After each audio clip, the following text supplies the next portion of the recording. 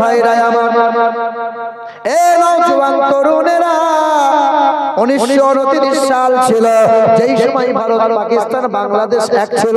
ওই সময় এক রাজপাল মালহোত্রা বলে বেঈমান আমার নবীর চরিত্র নিয়ে কটূক্তি করেছিল। এই যে দুদিন আগে পশ্চিম সরকার বলে একটা বেঈমান আমার কোরআন নিয়ে কটূক্তি করেছে, শোনেন নাই?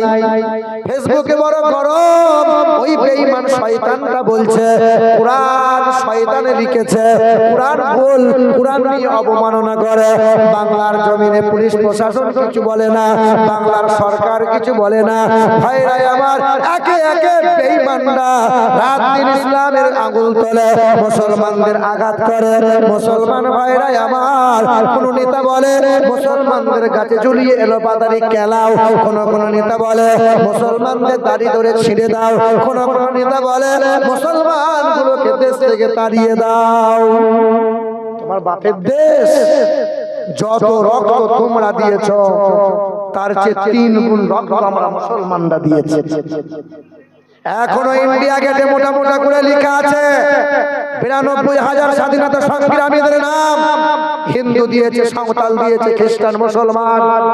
এই 92,000 এর ভিতরে 62,000 শুধু টুপিওয়ালা দাড়িওয়ালা মুসলমান ছিল, যারা দেশের জন্য জীবন দিয়েছে তারা।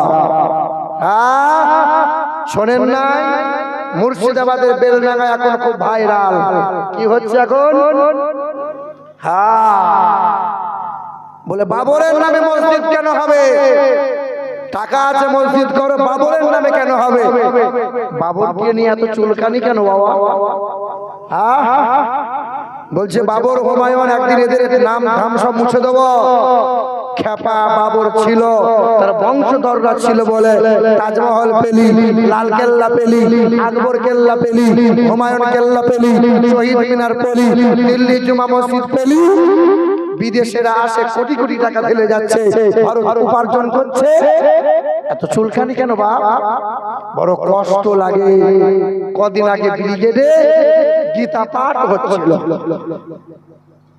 এক ল্যাংড়া খুঁড়া জিজ্ঞাসা করছে কি বিক্রি করো? বলে চিকেন প্যাটিস বিক্রি করি। কি নাম? মানে নাম যদি মুসলমান হয় তাহলে বিপদ, কপাল খারাপ। কি নাম? বলে আমার নাম রিয়াজুল শেখ। জানিস না এখানে গীতা পাঠ হয়? ভাইরা আমার, থাপ্পড় মেরেছে, কান ধরে ওঠ বস করিয়েছে, তার মাল ফেলে দিয়েছে। সেই দিন ওই বাবরি মসজিদের ভিত খোঁড়া হচ্ছিল, সেই দিনে ক্যামেরাম্যান একজন চাওয়ালাকে জিজ্ঞাসা করছে তোমার নাম কি? তখন সেই চাওয়ালি বলছে আমার নাম সন্ধ্যা রায়। মাথায় কি? বলে সিন্দুর। একজন পাপড় বিক্রি করে, জিজ্ঞাসা করে তোমার নাম কি? বলে আমার নাম গণেশ দাস। বলে এখানে কি হচ্ছে জানো না? বলে মসজিদ তৈরি হচ্ছে।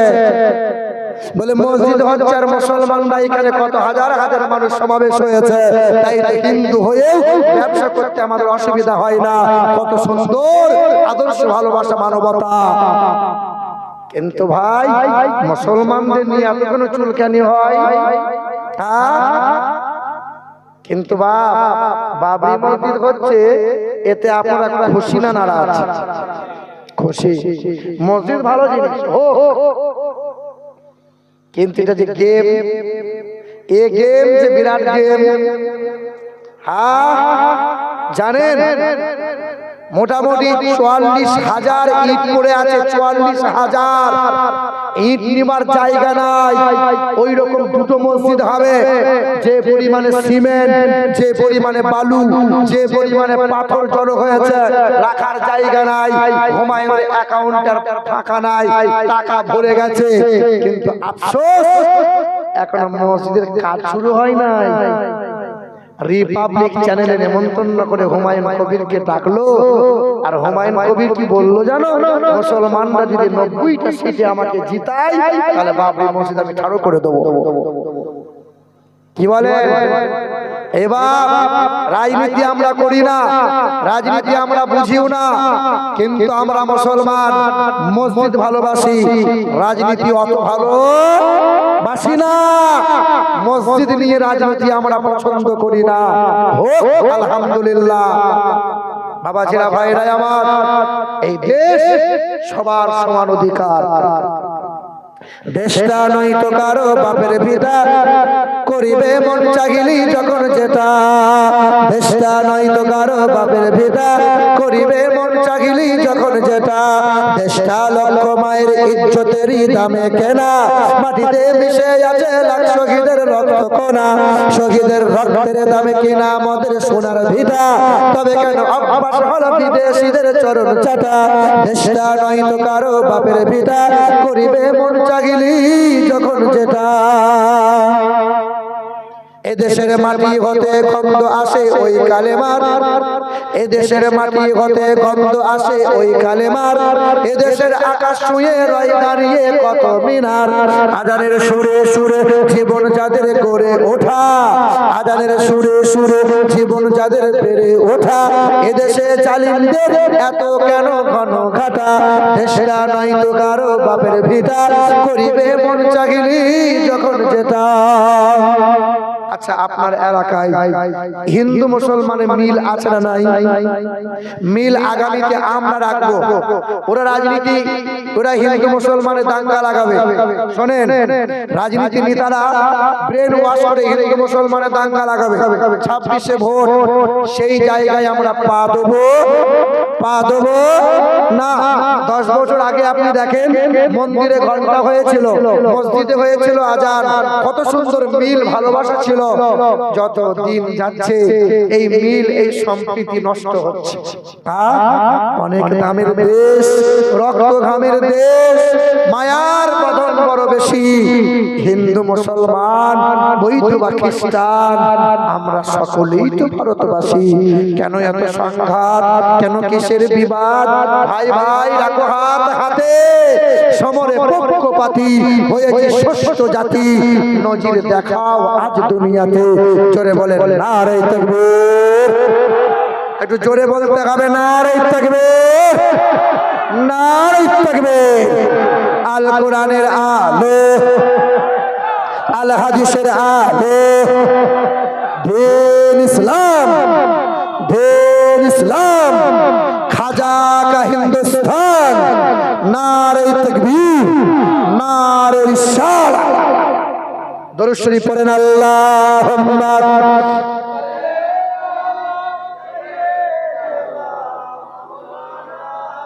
মুহাম্মাদ ওয়া আলা সাইয়্যিদিনা।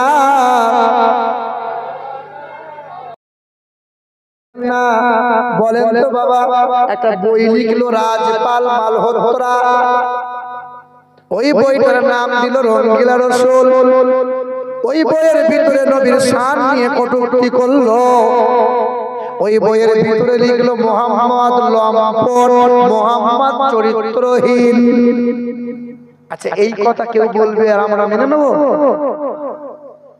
ভাইরা আমার, কেউ আন্দোলন করে নাই, কেউ প্রতিবাদ করলো না। ওই সময় তোমাদের মতো এক নওজোয়ান যুবক ছেলে, ছেলেটার বয়স 20 বছর, ছেলেটার নাম হলো ইলমুদ্দিন, হাফেজে কোরআন ছিল, গরিব ঘরের ছেলে ছিল।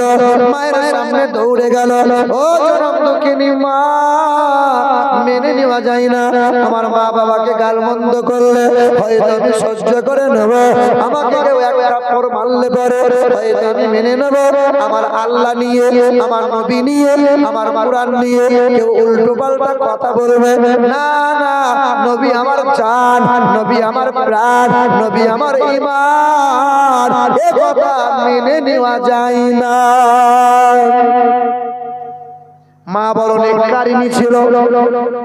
মা বলল, খোকা আমার ছেলে তুমি একাই প্রতিবাদ করো।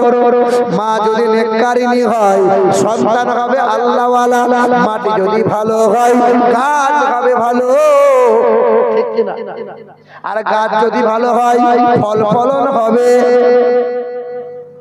আচ্ছা শোনেন নাই, বড় পীর আব্দুল কাদের জিলানীর মা বাবা কত নেককারিনী ছিল। বড় পীরের বাপ একটা আপেল কুড়িয়ে পেয়েছিল। কি গো? একটা আপেল কুড়িয়ে পেয়েছিল। ওই আপেল যখন কামড় দিল, মনের মধ্যে চিন্তা উদয়, আপেল কি চুরি করেছে? কুড়িয়ে পেয়েছে। তাই মনের মধ্যে চিন্তা উদয় হলো, বড় পীরের বাবা আবু সালেহ মুসা জান রাহমাতুল্লাহ আলাইহি বাগানের মালিকের কাছে গেল। বাগানের মালিক বলল, আহা এত সুন্দর যুবক, হুজুর আমাকে মাফ করে দাও, বাগানের একটা ফল কুড়িয়ে খেয়েছি। বলে মাফ পাবে না। বলে কি করলে মাফ হবে?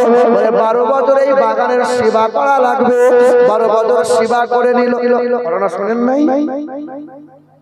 এ বাবা 12 বছর সেবা করলো। ওই ব্যক্তি বললেন, হে আবু সালেহ মুসা জান, 12 বছর সেবা করেছো কিন্তু মাপ পাবে না। মাপ যদি নিতে হয়, আমার একটা কন্যা আছে, চোখে দেখতে পাই না, কানে শুনতে পাই না, মুখে বলতে পারে না, পায়ে চলতে পারে না, হাতে ধরতে পারে না, কুশ্রী। ওই মেয়েটাকে যদি বিয়ে করতে পারো তবেই তোমারে মাফ করবো। বিয়ে হয়ে গেল, বিয়ে হয়ে গেল। সন্ধ্যাবেলায় যখন ঘনিয়ে এলো, সন্ধ্যাবেলায় পা পা করে বাসর রাতে গেল। বাসর রাতে বিবির কাছে যাচ্ছে, আসসালামু আলাইকুম। কাকে সালাম দিয়েছে? যারা বিয়ে করেছো বাসর রাতে বউকে সালাম দিয়েছিলে? যেদিন বিয়ে করতে গিয়েছিল, লম্বা পাঞ্জাবি, মাথায় বড় টুপি, দেখে মনে হচ্ছিল জিবরাইল ফেরেশতার খালাতো ভাই। এত সুন্দর মনে হয়, মনে হয় বড় মাওলানা। সেই দিনকে একবার বিয়ে পড়ানোর পরে আসসালামু আলাইকুম আর জীবনে সালাম দেয় না। বিয়ে করে বউকে বাড়ি নিয়ে এলো। 3 দিন পর যখন শ্বশুর বাড়ি গেল, চেহারা দেখে শাশুড়ি আর জামাই চিনতে পারে না। জিজ্ঞাসা করে, মা আমার জামাই কই? বলে তো আন্ডারপ্যান্ট পরে ঘুরে বেড়াচ্ছে, এটাই তোমার জামাই? বলে সেদিন দেখে মনে হচ্ছিল বড় মাওলানা। মেয়ে বলে, ও মা, বডি মাল সব খুলে রেখেছি, ইঞ্জিন শুধু নিয়ে এসছি, আজ আর পাঞ্জাবি পরবে না, ওই আন্ডারপ্যান্ট পরে ঘুরে বেড়া। কি গো? তাহলে পাঞ্জাবি টুপি একদিন হয়েছিল, ওই বিয়ের দিনে। বাসর রাতে যেই দিন বড় পীরের বাবা সালাম দিল, ছুটে গিয়ে সালামের জবাব পেল। দরজা খুলে দেখলে আমার রূপবতী মহিলা, দ্বিতীয় আর হয় না। ভয়ে পালিয়ে গেছে। শ্বশুর বলছে, খাপা এটাই তোমার বিবি? নাম তার উম্মুল খায়র ফাতেমা। বলে আমার বউ তো কথা বলতে পারে না। বলে আমি তার বাবা। আমি বলেছিলাম এই জন্যই, কারণ আমার মেয়েটা এই কান দিয়ে হিন্দি গান শোনে নাই, মুখ দিয়ে খারাপ ভাষা বলে নাই, চোখ দিয়ে খারাপ জিনিস দেখে নাই, পা দিয়ে খারাপ জায়গায় যায় না। মা বড় নেককারিনী ছিল, বাপ বড় আল্লাহওয়ালা ছিল। তাই তো বড় পীর আব্দুল কাদের জিলানী মায়ের পেট থেকে 18 পড়ার হাফেজ হয়ে ভূমিষ্ঠ হলো। মা বাপ ভালো হলে নিয়ে আসে, তবে চিনি দেবেন। এ বাবা, মা বাপ ভালো হলে বাচ্চা হয় ভালো। ছোটবেলায় মোবাইল দিয়ে যে দুধের বাচ্চা দুধ ছাড়ে না, কিন্তু সেই বাচ্চা মোবাইলে খোঁচা মারতে ভালোই জানে, তাতে অসুবিধা না। মোবাইল দিয়ে বড় করলাম, যেই বড় হলো এই ছেলেকে তখন বিআইয়ের কাছে বিক্রি করে দিলাম। টাকা, সোনা দানা, অ্যাপাচি গাড়ি। মৌলবীর কাছে এই ছেলের বাপ এখন তাবিজ নিতে গেছে। মৌলবী সাহেব তাবিজ দেন তো, আমার ছেলের বাপ বলে ডাকে না। শ্বশুরকে আব্বাজান বলে, শাশুড়িকে আম্মাজান বলে। শ্বশুরকে আব্বাজান আম্মাজান বলে, বাপ বলে আর ডাকবে না। এখন তাবিজ আর কাজ হবে না, কারণ ছেলেকে বিক্রি করে দিয়েছো, ছেলে আর তোমার না। এদিকে লোক ছেলের বিয়েতে টাকা পয়সা লেয় না, হ্যাঁ এই যে লেয় না, সব তো আল্লাহর ওলি, তা আবার লেয়? হ্যাঁ, আমাদের বর্ধমান জেলায় 2-4 লাখ টাকা না হলে গরু বিক্রি হয় না। লাজ লজ্জা করো বাবা, শরম করো। পৃথিবীর জমিনে নামাজ আপনি পড়েন নাই, আল্লাহর কাছে মাপ চাইবেন, আল্লাহ দয়া হলে মাপ পাবেন। রমজানের রোজা রাখেন নাই, মাপ চাইবেন, দয়া হলে আল্লাহ মাপ পাবেন। কিন্তু ক্ষমতা আছে, দল আছে, পার্টি আছে, বল আছে, বল দেখিয়ে মানুষকে শাসিয়েছো যারা, জমি জায়গা দখল করে নিয়েছো যারা, এই গুনাহ কিন্তু আল্লাহ মাফ করবে না। ছেলের বিয়েতে দাবি করে সোনা নিয়েছো যারা, টাকা নিয়েছো যারা, এই গুনাহ কিন্তু আল্লাহ মাফ করবে না। ভাই বোনের হক মেরে খাচ্ছো যারা, এই গুনাহ কিন্তু আল্লাহ মাফ করে। কিন্তু নিয়ম কি জানো?